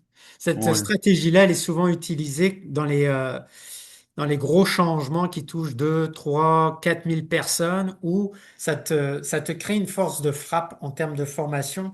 C'est-à-dire que tu arrives de façon parallèle former beaucoup de gens en même temps sans avoir une grosse équipe de formation de 10, 15, 20, 30, 40 personnes à gérer avec tout ce que ça comprend en termes de logistique de formation. Donc Mhm. oui, c'est utilisé ça. Moi, je l'ai déjà utilisé, ça marche bien. Ça marche bien. OK. OK. OK. C'est bon. Il y en a d'autres Voilà. qui ont des Ouais, hein, projets. ouais, ils sont bien religieusement. Ils Vous sont allez me sages. forcer à faire. Bah, il y a des gens qui aiment écouter, peut-être parce qu'on répond à leurs préoccupations. Ne vous gênez pas encore. Hein, on n'a pas, comme je dis, on fait des talks. Voilà, c'est pas assez souvent là. Hein, donc, ce format, en tout cas, on va voir si, s'il y a de l'engouement, on continuera dessus parce que je pense que c'est assez pratique. Donc, moi, j'ai eu la chance de faire participer à trois migrations. Donc, il y avait toujours quand même des gens dans l'alimentaire, dans le transport et dans l'énergie, très récemment. Euh, c'est des firmes de consultants, généralement. Elles sont intégrées. Il y a les équipes projets externes et il y a des équipes de projets internes. Donc, elles sont mutualisées et dans des comités de pilotage. Et puis, les consultants s'imprègnent à mesure. Souvent, les firmes vont laisser parfois longtemps le ou la même consultante, surtout quand elle comprend ou il comprend l'organisation. Ça fait que plutôt que de faire des rotations, on essaie d'avoir une certaine stabilisation. En Mhm. tout cas, c'est ce que j'ai constaté. Et voilà, c'est un peu mon expérience. Mais c'est quand même intéressant de voir toute la science parce qu'il y a un plan de projet et il y a un plan de gestion de changement. Il y a un plan de la formation, de la formation qui est, enfin, c'est comme des plans qu'il faut superposer les uns en parallèle aux Tiens, autres. on peut aborder ce sujet-là si Ouais, tu veux. Là, finalement, hein, ouais. Pour moi, il y a un seul plan. Ouais, bon. Il y a le plan de projet. Les C'est- plans sont intégrés, on va dire. Bon, on peut dire, Oui, oui, ce qui est ils sont important, intégrés c'est déjà avoir le plan du projet. du projet, Parce ouais. que Mm. le plan de gestion de changement, en fait, il y a plusieurs aspects. Hein. Tu sais, dans un plan de gestion de changement, tu as tout ce qui est la portion analytique, là, mais Mm.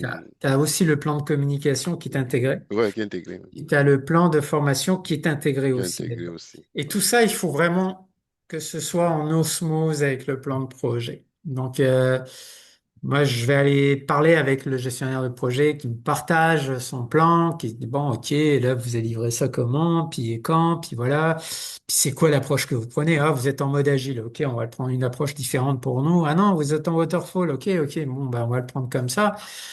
Peu importe, mais à la fin de la journée, il faut que quand on se parle, nos plans, là, ils font, ah, OK, ça colle, ça colle, ça colle. Il faut D'accord, pas ouais, qu'il y d'accord. ait, puis si ça crée des enjeux, il faut les adresser à ce moment-là en disant, ben, tu sais, ouais, si je leur dis, moi, je serai pas prêt, là. Moi, la formation, je pourrais pas la diffuser, on ne sera pas prêt, là. Vous allez être techniquement prêt, mais nous, on sera pas prêt.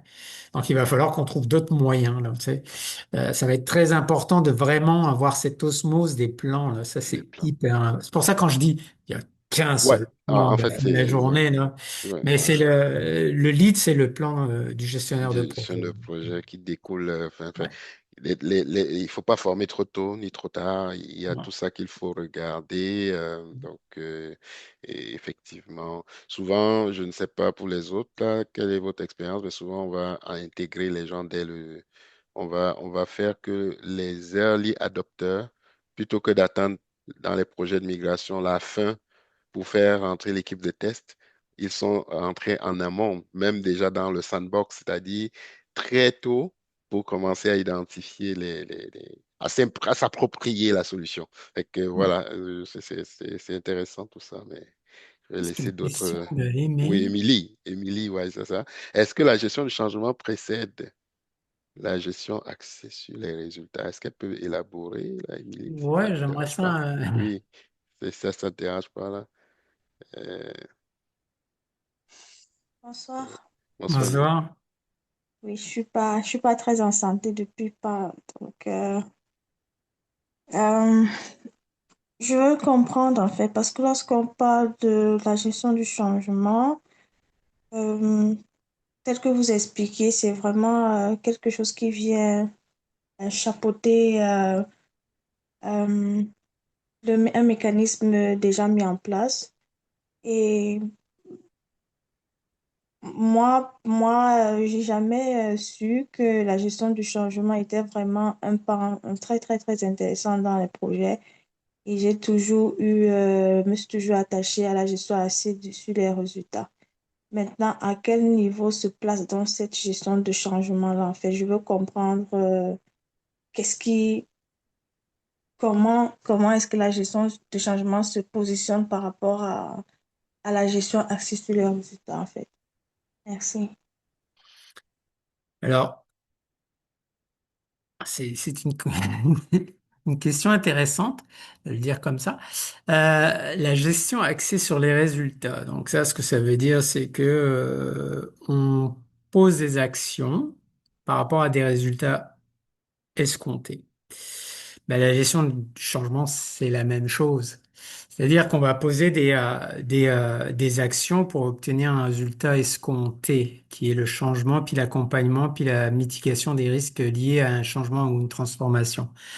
Je te dirais que quand on le regarde comme ça à 10 000 pieds, il n'y a pas de différence, si ce n'est que la gestion du changement, c'est une approche structurée qui va te permettre d'accompagner l'organisation à atteindre ces résultats-là d'un projet quelconque là, qui arrive avec une transformation, un changement quelconque. Donc, je te dirais, c'est pour moi la même chose, c'est axé sur le résultat. La gestion du changement, son résultat, c'est le changement. C'est l'accompagnement du changement. C'est s'assurer que le changement est accepté, est accueilli et est fonctionnel dans l'organisation. Je sais pas si ça répond à ta question. Bon, en tout cas, par rapport à ta question, c'est comme ça que j'y répondrai, moi, de mon côté. J'ai C'est aimé. vrai, Ouais, c'est vas-y. vrai que, Vas-y, ouais, Émilie. c'est vrai que je comprends pas toujours. Prends un exemple. Tu veux déployer un système d'informatique dans une organisation. Les gens vont utiliser un nouveau logiciel. Il y a des gens qui sont là depuis 20 ans. Ils ont été habitués à une technologie. Et du jour au lendemain, ça, c'est la première migration que j'ai vécue. Ça faisait 20 ans qu'ils étaient là. Ils ne voulaient à peu près rien savoir de ce Mhm. nouveau système. Fait que on avait le choix de leur forcer ça dans la gorge. On peut dire, faites ce qu'on dit. Seulement, l'être humain n'aime pas ça, hein. Soit on trouve une façon de leur expliquer le pourquoi du changement. On avait des enjeux parce qu'on n'était pas intégré au groupe. Le groupe avait le même système, notamment SAP, et on était la seule entité, en tout cas au Canada, à ne pas avoir SAP. Fait que le groupe a dit, vous allez, voilà, on a retardé, vous le faites. Alors, on a donc trouvé des gens qui sont venus expliquer le pourquoi en disant comment les bénéfices que ça va apporter à l'organisation. On va pouvoir être mesuré aux autres, on va pouvoir peut-être avoir plus de parts de marché, sécuriser leurs emplois, faire plus de ventes.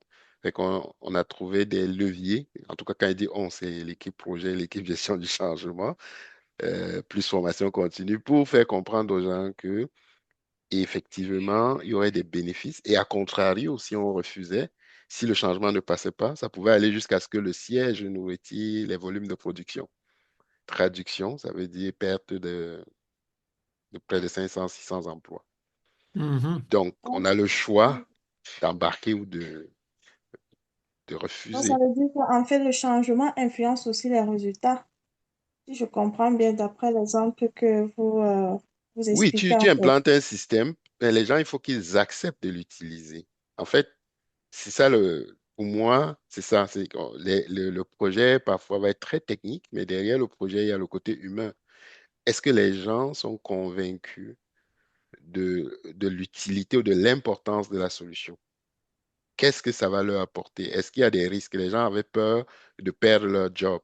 c'est qu'on leur a dit non, on va vous requalifier, vous allez aller sur d'autres postes si vous n'arrivez pas à suivre le rythme.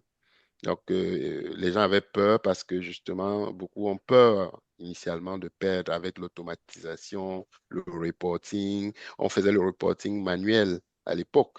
Avec ça, on avait SSRS, on avait le BI, en tout cas l'intelligence d'affaires qui rentrait, et qui avait des craintes. Les gens, et quand Bernardine nous l'a dit, quand l'humain, on enlève son pouvoir, il se braque, ou il a Mhm. tendance à se braquer.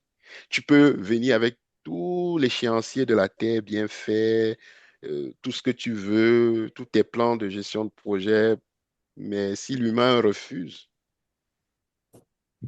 c'est mort. Ouais. Je Ok. ne sais pas Bon, si c'est clair. oui, ça commence à être clair, mais j'ai encore une autre question pour pouvoir que ce soit très, très clair dans mon esprit. Donc, ça veut dire qu'à ce niveau, les échéanciers financiers aussi changent. Parce que si par exemple, nous sommes dans une organisation, un bailleur de fonds, euh, il y a des financements qui sont dédiés à un projet et il y a tel résultat et maintenant, il y a des changements à faire.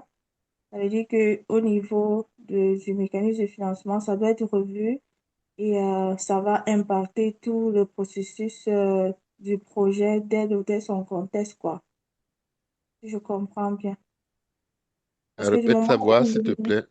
Euh, je dis ceci, je dis, ça veut dire, en fait, moi, ma compréhension de à partir de l'exemple, que ça va aussi influencer tout ce qui est finance, parce que même si l'humain est au centre, il y a aussi les finances qui vont être revues et modifiées, parce que l'équipe qui sera mise en place pour apporter ce changement devra avoir un budget à gérer, j'imagine. Et ça Mhm. va avoir un impact sur non seulement les premiers résultats qui doivent être atteints, et maintenant les seconds résultats. Et ça va bouleverser en, en grande partie euh, toute la structure du projet ou bien de l'organisation dès le début, c'est à partir du contexte. Ça veut dire que, est-ce que, en ce cas, on peut considérer qu'un organisme est voué à l'échec ou un projet est voué à l'échec? Pour moi, à quel niveau on doit intégrer le changement dans un projet ou bien Quand c'est des dans un... projets d'envergure, quand il y a un impact énorme, mettons, le projet va toucher toute ton usine. Dans notre cas, ça touchait presque toute la production, tous les opérateurs, la finance, les RH. SAP, c'est un ERP. Et puis Bernardino parle sous son contrôle. C'est un ERP, un logiciel de gestion intégré. Tout le monde est impacté jusqu'à l'administration de la production. Mm. Tu ne peux pas ignorer ça, Bernardino. Je ne sais pas si tu veux Oui, bah en fait, rebondir. Après, Abdoul, c'est ce qu'on disait tantôt, ça dépend de le degré l'envergure du d'envergure. changement. Tu sais. Maintenant, ce qui est important de comprendre à travers ce que tu dis, Aimé, c'est que oui, il faut budgéter la gestion de changement quand c'est nécessaire. C'est-à-dire que quand on fait un projet, par exemple, comme le disait Freddy, là, on se dit, bah là, on va mettre SAP. Parfait. Ça prend quoi? Ben, ça prend un gestionnaire de projet. Bon, il faut le payer, on budgète. Ben, ça va nous prendre quelques analyses d'affaires, là, pour bien comprendre. On budgète. Ah, ben, ça va nous prendre des analyses fonctionnelles en passant. On budgète. Puis on s'arrête là. Non, ça va nous prendre des gens pour faire la gestion de changement. On budgète parce qu'il y a de la formation, de la communication et puis de l'analyse. Donc oui, il y a un impact financier sur le projet, mais il faut le faire dès le début. C'est un peu ça qu'on disait, c'est que attention à ce qu'on fait, et ce qu'on fait pas là. Après, c'est vraiment de prendre un pas de recul quand on lance un projet et de dire, bon, c'est quoi l'envergure du changement ici? Est-ce qu'on est capable de l'évaluer? Est-ce que c'est un petit changement, un changement moyen? Est-ce que l'organisation est assez mature pour le faire? Puis là, oui, si l'organisation est mature, tu vas voir que tu n'auras pas besoin de déployer des moyens financiers astronomiques pour faire passer le changement, bien au contraire. Donc, encore une fois, c'est de dire, on prend un pas de recul et on regarde ce qu'on a à faire avec ça. Et qu'est-ce qu'on fait et puis dans quel contexte on le fait là. Mais oui, c'est un impact financier, c'est sûr. Ok, merci. Je Ouais. comprends maintenant mieux. Merci. Ouais, ok, C'est plaisir. exact. C'est ça le but, qu'on soit en phase. Vas-y, Abdul. Oui, une question. Je sais que vous avez parlé dans la conduite du changement, de l'analyse des impacts. Je sais que l'humain euh, est très important donc dans ce modèle-là. Mhm. Vous m'entendez? Bon, ok. L'humain est très important. Mais la question que je me poser dans ce sens-là, c'était de savoir réellement, selon votre expérience, c'est quoi l'indicateur, on va dire, le plus fiable pour mesurer réellement l'adhésion euh, au changement? Bonne question. Tu as plusieurs indicateurs pour t'assurer que le changement a été intégré, puis ça dépend quand est-ce que tu vas mesurer ça. Déjà, souvent quand tu vas commencer à déployer le changement, ton premier indicateur là, c'est la participation aux formations si formation il y a. Si tu vois que les gens participent avec engouement, il y a de fortes chances qu'ils vont intégrer le changement, ils ont envie, là. Ils sont dans la phase de j'ai envie, là. Je veux, là, je veux. Donc, donne-moi les moyens de pouvoir. Euh, à contrario, si tu t'aperçois que la participation, il y a toujours l'excuse, ah, bah, attends, j'ai un truc à faire. Ah, bah, non, je peux pas. Ah, bah, non, ah. Là, il y a de fortes chances qu'il y ait quelque chose que tu manqué dans l'équation, là. Puis là, t'es mieux de t'arrêter, de dire, bon, on va aller voir le gestionnaire, là, puis on va aller voir, c'est peut-être notre stratégie de formation qui est pas bonne, tout simplement, hein. Puis qu'on prend pas les bons canaux pour communiquer ou même pour former. Donc, ça, c'est le premier. Participation, formation. Dépendamment des formations, c'est toujours là, hein, parce que c'est là où on va chercher la compétence, hein, puis l'habilitation de l'individu à faire son travail. Si tu as mis en place des quiz qui confirme l'intégration de la connaissance de la formation, ça aussi c'est un indicateur. Si tu vois que les gens sont à zéro, là, ça veut dire qu'ils vont pas intégrer le changement, ils savent pas faire. Donc quand ils vont être en mode opérationnel, ça va être la panique à bord, là, ça marchera pas, ça marchera pas. Ensuite, quelques temps après l'implantation, c'est d'aller faire des checks. Tu peux faire aussi des sondages, hein. Et ça marche. Ça dépend de l'organisation. Ça peut marcher. Tu fais un sondage dit de satisfaction. Puis là, généralement, si personne répond, c'est que ça va. Si les gens se mettent à répondre avec des commentaires anonymes en disant ça marche pas ton truc, c'est quoi ce... Non, c'est pas que ça n'a pas fonctionné. Il y a quelque chose à ajuster. Donc ça aussi, c'est un indicateur où tu peux voir l'adhésion au changement. C'est par là que tu vas le savoir. L'autre indicateur, c'est tu peux aller sur le terrain. Ça, c'est un indicateur que j'appelle moi d'observation, là, parce qu'il est très subjectif. C'est ton observation à toi. Donc, tu as très peu de chiffres. Mais par contre, tu vas avoir des petits warnings qui vont apparaître là, en disant, ouais, pour prendre un exemple, supposons que tu digitalises un formulaire qui est utilisé par les gens et que 3, 4 mois plus tard, tu dis, ah, on dirait que le processus, il performe pas. Pourtant, la donnée, elle est là dans le système, mais il performe pas assez vite. C'est bizarre. Puis là, tu te promènes dans les bureaux. Ça, je l'ai fait, hein. Ça, c'est une histoire vraie, là. Puis là, tu t'aperçois qu'en fait, la personne, elle a toujours ses formulaires à côté d'elle, qu'elle est remplie. Elle perd un temps fou à faire ça, elle appelle, blablabla. Puis après, elle prend ça, puis elle s'en sert comme feuille de saisie. Alors qu'elle pourrait le faire directement dans le système, elle gagnerait un temps fou. Ben là aussi, il y a un indicateur qui dit, bon, il y a quelque chose qu'elle n'a pas compris ou il y a une préoccupation de se tromper. Tu sais. Ça aussi, c'est un truc qu'il faut respecter l'individu qui dit, j'ai peur de me tromper, là. Tu sais, est-ce que c'est irréversible? J'ai déjà eu ces questions-là en disant, si je fais une transaction, là, est-ce que c'est irréversible ou pas? Ben, tout est irréversible. On peut corriger les choses. Il faut pouvoir les corriger. Donc ça aussi, c'est un indicateur que tu peux observer. Mais souvent, moi, c'est communication. Est-ce que les gens viennent à tes communications? Ça peut être un indicateur aussi. Formation, celui-ci, c'est le plus fort. C'est celui qui va te donner l'heure la plus juste possible. Est-ce que les gens viennent? Est-ce que les gens ont beaucoup de questions aussi? Ça, les formateurs ont un rôle là aussi de dire, ben, regarde, là, ça n'a pas de sens. On a passé 15 minutes à expliquer un concept et puis 45 minutes à répondre aux questions. Donc, notre formation, elle n'est pas adaptée. Il faut qu'on fasse d'autres choses. Donc, c'est comme ça que tu vas pouvoir dire est-ce qu'ils vont adhérer ou est-ce qu'ils adhèrent aussi. Donc, il faut vraiment aller. Moi, j'aime ça aller sur le terrain, regarder là. Non, ça marche pas. Ils sont encore en train de faire comme avant. Est-ce que ça répond à ta question? Oui, c'est parfait. Merci. D'accord, super. Des fois aussi, l'adoption passe par des sondages qu'on va Mhm. envoyer en continu, même pendant le projet, pour s'assurer effectivement que les gens, les gens adhèrent. Oui. Plus on va les impliquer dans le choix, dans les décisions, ben, ben, ils vont se sentir importants parfois, un peu plus. Quand on utilise les sondages, Freddy, excuse-moi de rebondir là-dessus.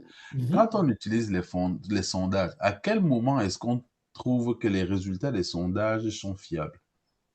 Hmm. C'est une science. La fiabilité du sondage, Parce que supposons par exemple qu'on a 4000 personnes, ok? On envoie un sondage pour 4000 personnes. À quel mhm. moment est-ce qu'on peut considérer que oui, les résultats ce que nous avons reçu comme réponse, on peut s'appuyer dessus pour faire une inférence et l'appliquer à toute l'organisation?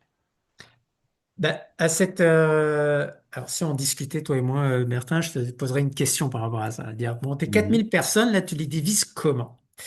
Et à partir de là, je vais voir où elle est ma masse critique par rapport au changement que j'initie. D'accord? Parce que, tu sais, un changement peut toucher 4000 personnes, mais la gradation de l'impact peut être plus ou moins grand sur certaines parties prenantes. Donc, si la partie prenante qui va le souffrir le plus ou qui est clé dans le succès de mon changement répond pas à mon sondage, j'ai un problème. Mon sondage n'est pas fiable. Même si les autres ont répondu, là, non, mon sondage n'est pas fiable. Donc, c'est un sondage doit rester anonyme, mais tu peux le faire Mhm. par secteur. C'est-à-dire, ben, j'ai mon secteur, je sais pas, des appros qui est là, ils vont répondre, et puis eux sont clés, là. Moi, je m'attends à avoir des réponses de leur part. Si j'ai les finances qui sont là, eux, ils sont impactés, mais de façon très marginale. Mais c'est important de savoir ce qu'ils en pensent, parce que eux aussi ont un lien avec les appros. Bon. À ce moment-là, ben, tu vas supposer que s'ils financent et ils répondent tous, tu vas dire, oh, c'est bien, je suis content. Mais si les appros n'ont pas répondu, tu dis, ben non, c'est pas valable. Mon sondage n'est pas valable, pas valide. Donc, Ok. encore une fois, je reviens sur cette fameuse analyse des parties prenantes. Vous voyez, on fait tous des liens comme ça. Ok. Par rapport à si je peux compléter, parfois aussi, c'est bon de faire des sondages formels, mais euh, les systèmes ont souvent ce qu'on appelle les il y a des journaux d'utilisation, on peut aller voir des logs. C'est si tu as implanté SAP, que quelqu'un est toujours dans l'ancien système. Ce que on fait souvent, c'est qu'on laisse l'ancien système en consultation, le En système parallèle. legacy en parallèle, mais on ne peut pas vous donner accès à jouer dedans. Et quand on voit même que certains arrivent à forcer, on met en déroute complètement à partir d'un certain moment pour que les gens, parce que oui, il y a des aspects, la donnée n'est pas la même. Les gens vont parfois aller faire des vérifications, surtout pour l'historique. Ça, c'est quand on n'a pas l'entrepôt de données où on ne veut pas historiser. Parfois, on va laisser, mais parfois aussi, on va dire, ben non, après 3 mois, là, on a assez de data dans le nouveau. On va couper le biberon, si je peux dire ça comme ça, et Mhm. puis on va vous sévrer. Et vous n'aurez que le choix d'utiliser. Dans les cas où on a les deux systèmes et qu'on laisse, on va peut-être mesurer les taux les logs, on va regarder est-ce que finalement les gens. Surtout si on laisse les deux systèmes tourner en parallèle, mais ça, c'est un danger. C'est un danger. Il faut que on mesure, soit si c'est des systèmes de messagerie, des rapports dans Power BI, je sais qu'on peut voir les taux de consultation. Si Mhm. on implante Power BI, les gens ne consultent pas les rapports. Parfois, il faut s'interroger. C'est pour ça que dans certaines organisations, à un moment donné, on arrête de faire, de produire des rapports et on se questionne. On a 150 rapports, mais il y a Mhm. 10% seulement qui sont consultés. Les Mhm. 90 autres pourcents, pourquoi on les a, est-ce qu'ils servent à quelque chose, ce genre Mhm. de. C'est pas très scientifique, hein. Les gens peuvent dire une chose dans les sondages, Non, non, mais faire le contraire. Je suis en d'accord avec fait, toi, faire le contraire dans la pratique aussi. en fait, je veux prendre, Euh, j'ai un de mes cousins, chaque fois qu'il me voit, il me dit, Bertin, est-ce que la formule de la quantité économique à commander, là, avec la racine carrée, est-ce que tu utilises ça dans ton business? Donc, ça, c'est quelque chose de, je dirais, c'est quelque chose de théorique, ok? c'est-à-dire autour de vous, vous qui avez travaillé en gestion de beaucoup plus en gestion de projet, autour de vous, il y a des gens qui ont des concepts théoriques, qui ont des attentes. OK? Mais concrètement, là, quand on a les deux mains dans le cambouis, comment est-ce qu'on fait? Comment est-ce qu'on fait? C'est quoi les types qu'on utilise pour pouvoir aller valider que oui, effectivement, ce que je suis en train de faire là a de l'allure? Non, ça n'a pas d'allure. OK? Il faudrait que je me repositionne, quoi. En fait, c'était beaucoup plus dans ce sens-là que Que le réseau peut-être Ouais. perturbe. Mais j'ai mis quelques exemples là, dans le chat si ça peut aider les gens à faire les liens. C'est comme une synthèse peut-être de ce que Bernard nous a aussi dit. Donc, allez voir si ça peut être avec un exemple d'un CRM là, si ça vous Mm. parle éventuellement. Ouais. Et tu sais, Bertin, pour répondre concrètement à cette question-là, puis c'est un peu ce que je disais à Abdul, tu sais, ça dépend où tu te trouves. Les sondages, c'est bien, mais c'est pas tout. Moi, j'aime, si je parle pour moi là, aller sur le terrain, voir ce qui se passe, parler aux gens. Ça aussi, ça a une valeur. Je peux pas le mettre sous forme de KPI, là, parce que Mm. je suis allé voir machin, puis je vois que ça marche pas. Ouais, comment Mhm. je suis dans le rouge, dans le jaune ou dans le vert? Je peux pas te le dire.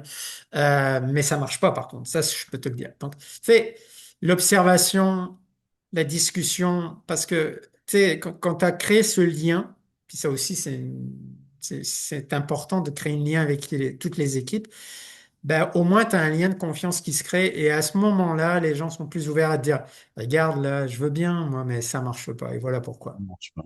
OK. Et le sondage va te donner un ordre d'idée, tu sais, si t'es des grosses parties prenantes, parce que je peux pas aller voir 4000 personnes, là. Par contre, je peux aller voir des sphères, des individus, des petites équipes comme ça, puis aller voir. C'est hyper important de savoir qui sont clés là-dedans. Ça, c'est tes imminences grises là-dedans, c'est qui là, puis c'est eux. Il faut s'occuper d'eux, puis après tout le reste va rouler. OK. Pour faire du pouce, j'ai mis aussi quelques KPI.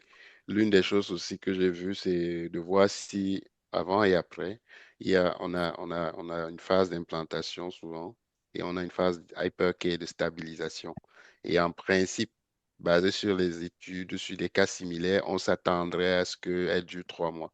Si, mettons, après 6 mois, on est toujours en hypercare, là, peut-être ça veut dire qu'il y a quelque chose qu'on n'a pas bien fait. Et que normalement, donc, quand on commence à rentrer dans ce qui j'appelle dans la moyenne là, de notre industrie, je ne sais pas moi, de notre secteur, je dis pour un projet SAP, on avait par exemple provisionné du stock pour X mois. Et qu'on se disait, les consultants nous ont dit, après X mois, en principe, on devrait avoir un retour graduel à la normale. Ah, normal. Si Mhm. après Hmm. X mois, on est encore en train de pédaler, là, que c'est ça. Et que demande des retours à l'ancien. Enfin, c'est ça que Bernardino, les sondages, les feedbacks, ça c'est bien. La compétence, les gens sont formés, ils ont signé sur des registres qui se sont formés, ils n'étaient pas juste en balade parce que beaucoup voient la formation comme une balade. Et maintenant, on les fait signer là pour être sûr qu'ils sont focus. Parfois, tu sais, on les envoie à deux. Si on a la chance de les faire dans un centre de formation, on n'a pas toujours le luxe. Mais si tu donnes la formation en vidéo, capsule vidéo, la personne appuie sur play, va laver son linge. Il faut que tu aies une mesure, il faut qu'elle fasse un quiz, il faut qu'elle ait une preuve qu'elle a compris le cours. Et que Eh oui. tout ça, le nombre de connexions faites dans le système, c'est un mélange OK. de OK. facteurs. C'est ça. Mais bonne question, bonne question. C'est profond. Hmm. Est-ce que d'autres veulent se risquer? On a jusqu'à 30 là, on va dans une quinzaine de minutes. Donc, dans 10 minutes avant, on va faire un tour de table pour clore.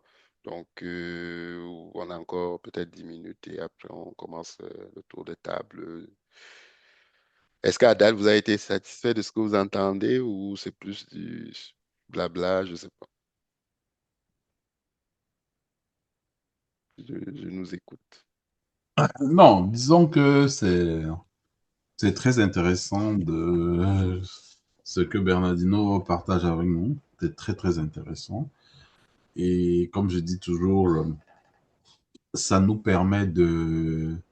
Ça élargit nos horizons, hein, ça élargit nos horizons parce que tout à l'heure, deux, trois personnes ont posé la question sur comment est-ce qu'on fait pour devenir, pour entrer dans le métier. Donc, ça allume comme ça des voyants dans nos esprits en se disant, ben, ça, c'est aussi une avenue qu'on peut considérer. Donc, pour moi, ces curiosités-là que ça suscite, pour moi, ça, c'est des bons signes aussi. Hein. Ça, c'est des bons signes. On a de la conversation qui porte sur vraiment le concret. Ça aussi, c'est très intéressant. Donc, rien qu'à échanger, par exemple, sur c'est quoi les indicateurs, ben, rien que la conversation, ça fait que, mais tiens, attends, si demain je me retrouve dans tel environnement comme ça, ou même si je suis un simple superviseur et que je veux voir comment est-ce que les rapports qui sont émis sont consultés par les membres de l'équipe, peut-être il faudrait que j'aille regarder tel indicateur au niveau du Power BI. Donc, ça fait que ça apporte de la chair autour de l'os qui fait en sorte que la conversation que nous avons ce soir est une conversation très vivante et une conversation qui, pour moi, m'apporte beaucoup. Moi, j'ai appris la gestion du changement sur un plan purement théorique, avec tous les grands concepts. Il y a quelqu'un tout à l'heure qui a parlé des réfractaires, parce que justement, quand on dit gestion du changement, il y a des gens qui adoptent, il y a des gens qui sont réfractaires, il y a des gens qui sont tièdes, si je peux me permettre l'expression. Donc ça, c'est les concepts purement théoriques. Or, Bernardino, tu me dis, non, moi, qui suis sur le terrain depuis plusieurs années, moi, je ne parle pas de réfractaires. Voici l'angle selon lequel je le vois. Voici comment je le perçois. Donc, même pour la culture personnelle, ça fait déjà que parmi nous, là, il y en a qui vont aller chercher, qui vont aller passer des entrevues demain. On va leur poser la question sur comment vous gérez le changement. Rien que ce petit élément-là peut faire en sorte que, mais on va dire, mais tiens, celui-là, il est en train de vouloir gérer le projet là, mais lui, la différence avec les autres gestionnaires de projet, c'est que lui, il intègre la gestion du changement depuis, depuis la base. Et ça fait la différence entre ce gestionnaire de projet-là et les autres candidats que nous avons reçus. Et pour moi, ça, c'est des éléments qui sont super importants. Ça, c'est des takeaways que j'ai ce soir et qui me permettent de dire que la conversation ce soir a été une conversation très enrichissante pour moi. Écoute, Merci. bien, c'est bon ça. Donc, tu as fait des disciples, entre guillemets, là, presque. Je sais. Mais tu sais, pour les KPI, pour finir là-dessus, là, parce que on parle beaucoup de comment on mesure l'adhésion, mais il faut aussi mesurer pendant le projet. Tu sais, l'adhésion, elle se fait à travers aussi des actions du sponsoring aussi. Et ça, on a beaucoup de difficultés à vouloir le mesurer, mais ça se mesure très bien. Hein. Est-ce que le sponsor communique, tatati, tatata. Donc ça aussi, c'est important de bien le mettre en perspective, le pendant le projet, le après, là. Ouais. Écoute, fait que tour de table, après, je vais désigner Abdul. Comment tu as trouvé la rencontre?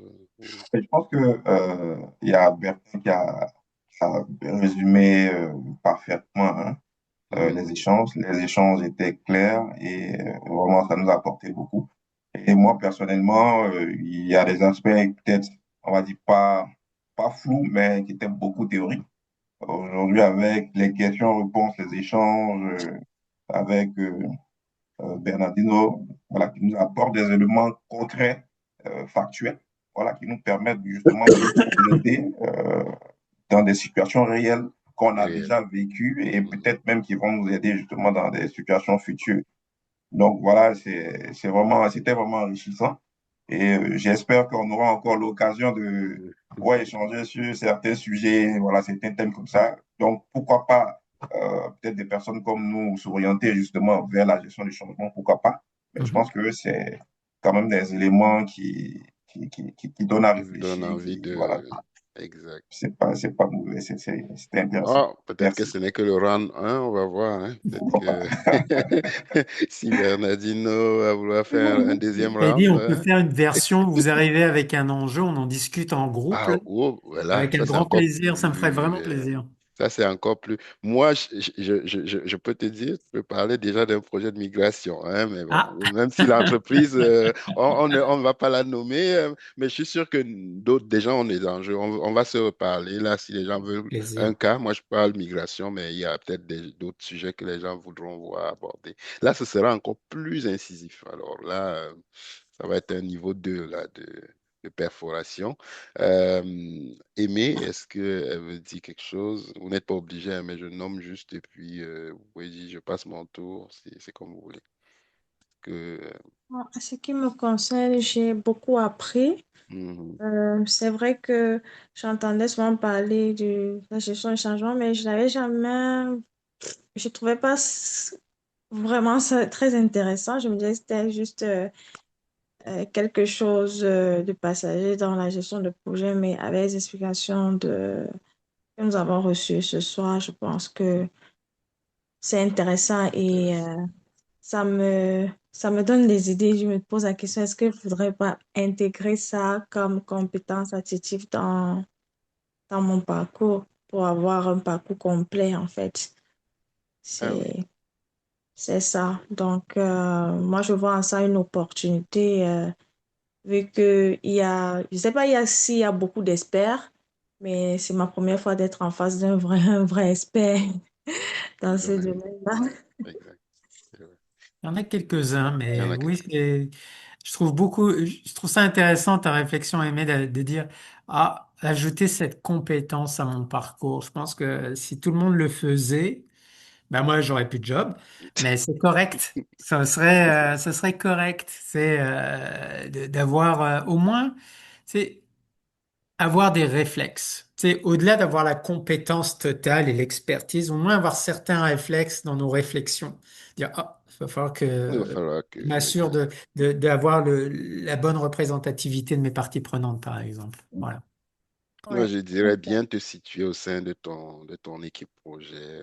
C'est un PMP plus quelqu'un qui est aussi, même s'il ne fait pas la gestion de changement, je pense qu'il va aborder les choses Différemment. différemment. Mhm. Ok, super. Good. On a passé à Del. Est-ce que Del Robert, je pense que c'est toujours là, il veut dire quelque chose ou est-ce qu'il est avec nous? Je vais. C'était Robert, mais vas-y, Marie. Vas-y, Mariam, si tu veux. Et moi, c'est surtout au niveau de la connexion entre la gestion du changement, gestion des projets, et puis au niveau du lien entre ces deux, et puis le format de formation pour informer les parties prenantes et former les parties prenantes. Donc, c'est surtout ces différents liens que j'ai essayé de voir comment est-ce que la formation se fait quand il y a un changement au niveau, comment former les gens, comment former les Mhm. parties prenantes, comment informer ces gens-là. C'est pas ce que je vois comme la formation comme étant comme, je sais pas, le format de formation, oui. Ça peut être comme en présentiel, ça peut être comme un e-learning, ça peut être comme... C'est surtout ça que j'ai essayé de voir à quel point ça va comme avoir des impacts, mais aussi comme... C'est pas tout le monde qui fait ça comme de la même façon, de la même manière. Ça, c'est cette partie-là que j'ai essayé de comme, surtout comme apprentissage qui m'a permis de voir et de faire la connexion, de faire les liens aussi. Merci. Intéressant. En passant, elle a un background de conceptrice pédagogique, donc tout ce qui touche à la formation, je pense qu'elle a de l'intérêt là-dessus. Et Marie-Louise, même si je pense qu'il est tard là-bas, mais bon, je rebondis, mais il n'est pas obligé. Euh, Moi, je pense que, bon, je vais rajouter des livres. Je pense que, je ne sais pas si Bernardino, tu as des livres ou des ressources à nous conseiller, Je peut-être pourrais pour vous développer. envoyer ça là. Oui, il y a Mhm. des petites choses. Ouais, Ça dépend ce que vous voulez savoir. Là. Il y a savoir, ouais. Il y a des livres. Moi, il y a des bouquins, ce que je vous recommande, vous allez me dire, oh, tiens, c'est intéressant, peut-être. C'est tout ce qui concerne l'intelligence émotionnelle aussi. Dans le Ok, métier qu'on fait, c'est important. C'est très important très de s'y connaître important. et connaître les autres, là. Ouais, Au-delà de la technicalité des analyses, il y a aussi les aptitudes comportementales, puis l'intelligence émotionnelle. Il y a plein de bouquins là-dessus. Je vous le recommande très chaudement. Je pourrais vous envoyer des avec titres là-dessus si des vous voulez. titres là-dessus, super. En fait, pour ne pas dire devenir quasiment un psychologue, presque. Euh, Pour ceux qui sont psychologues déjà, je pense que c'est un bon début. Oui. Euh, voilà. Fait que, non, moi, ça a été un plaisir. Est-ce que les gens veulent qu'on décide un peu ou est-ce qu'il y a des pistes pour éventuellement une phase un round 2 avec un cas concret? Comme ça, on voit dans une étude de cas, hein, finalement. Est-ce Mhm. que il y a des pistes, des idées de votre côté? Est-ce que ça vous intéresse d'abord? Et ensuite, est-ce Ouais. que... Oui, oui, définitivement. Pour moi, euh, je parle pour ma chapelle. Moi, ça m'intéresserait bien. Moi, ça m'intéresserait de voir sur un cas concret comment est-ce que ces enjeux-là sont... sont gérés de bout en bout. Mais déjà, même avant d'embarquer là, je vais remercier Bernardino sincèrement parce que Merci à vous. avoir une expertise comme celle-là et se proposer de venir euh, donner de son temps pour pouvoir accompagner quelqu'un qui est en train de mener un projet comme celui-là. Sincèrement, pour ta générosité, je veux te dire merci. Écoute, ça me fait plaisir. Puis, tu sais, euh, mon âge avance, donc la retraite avance, arrive là. Ça Et, arrive. tu sais, en toute humilité, il y en a qui vont dire, oh, tu fais du coaching. Moi, je fais du partage. Donc, et puis, c'est ce que je veux faire dans les prochaines années. Donc, ça me ferait plaisir de partager mes connaissances, mon expertise avec vous. Est-ce que la question qui se pose, c'est est-ce que je vais avoir raison sur tout ce que je dis? La réponse est non. Par contre, ce que je souhaite à travers mes réponses, c'est de générer une réflexion. Ça, c'est important, puis d'avancer Mm. ensemble. Donc, je vais partager ce que je sais avec vous autres. Là, ça va me faire énormément plaisir de discuter d'enjeux avec vous, de, de challenger des idées. Tu sais. Ça, n'hésitez pas, ça me fera plaisir. Merci beaucoup. Excellent, excellent. Ça fait plaisir d'entendre ça. Puis ce que je veux dire aussi, c'est que c'est pas tous les professionnels qui veulent se prêter à l'exercice, hein, parce que il y a toujours le syndrome de l'imposteur, le syndrome de il faut que ce soit absolument parfait. Ce que j'aime dire aux gens, n'attendons pas que ce soit parfait, restons authentiques. On a le droit à avoir une voix rauque, à tousser, à se lever. Tu sais, on n'est pas dans une série hollywoodienne. Et ça Il y a s'en vient, Freddy, ça s'en Ça vient. s'en vient? Ben là, moi, je serai le premier. Je vais aller mettre le costard avec la cravate. Mais non, ça fait plaisir, hein, et je lance un appel à ceux qui regardent ça. Vous êtes un Mm. professionnel, ne vous sentez pas intimidé par venez nous voir, si vous avez des choses pertinentes à partager.